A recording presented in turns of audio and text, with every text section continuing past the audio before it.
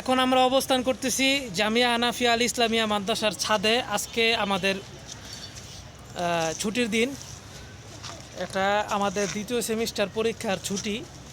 আগামীকালকে আমাদের ছাত্ররা বাসায় চলে যাবে।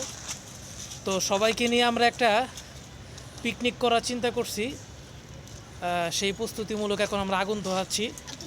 অচিরেই আমরা ইনশাল্লাহ এটার মধ্যে ফিশ বারবিকিউ করব। ওই যে দেখতে পাচ্ছেন আমাদের ছাত্ররা আশেপাশে উপস্থিত আছেন। তোমরা এখানে উপস্থিত হইতে পেরে কি আনন্দিত? জি।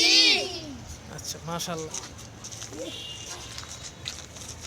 আমাদের হেফজ বিভাগের ওস্তাদ উনি আগুনে তা দিচ্ছেন, একটু আগুনের জাল বাড়ানোর চেষ্টা করছেন। মাশাআল্লাহ, আপনারা আমাদের ধারাবাহিক আগুনের প্রস্তুতি দেখতে পাচ্ছেন। তো এখানে আসলে সব ছাত্রকে নিয়ে আসা সম্ভব হয় নাই, কারণ আমাদের ছাদের পরিবেশটা আপনাদের যদি একটু দেখাই, এখানে যেহেতু নির্মাণাধীন কাজ চলতেছে, সবাইকে এখানে আনার মতো অবস্থা নেই। তো গুটি কয়েকজন অতি উৎসাহী এবং কর্মঠ ছাত্রদেরকে আমরা নিয়েছি, ওরা আমাদের সাথে একটু সহযোগিতা করেছে। ওদেরকে আল্লাহ তাআলা জাযা খায়ের নসিব করুক। তো আমরা এখানে বারবিকিউ করার অন্যতম ও অভিন্ন উদ্দেশ্য হচ্ছে এটাই, যেন আমরা ছাত্র এবং ওস্তাদের মধ্যে একটা বন্ধু সুলভ সম্পর্ক থাকে। এটা যেন একটা ভয়ের, একটা আতঙ্কের সম্পর্ক না হয়। আল্লাহ রসুল সাল্লাল্লাহু আলাইহি সাল্লামের সাথে সাহাবায়ে কেরাম রাদিয়াল্লাহু তাআলা আনহুমদের সম্পর্ক ছিল পিতৃসুলভ, বন্ধুসুলভ, একটা ভালোবাসার সম্পর্ক, কোনো ভয়ের সম্পর্ক ছিল না।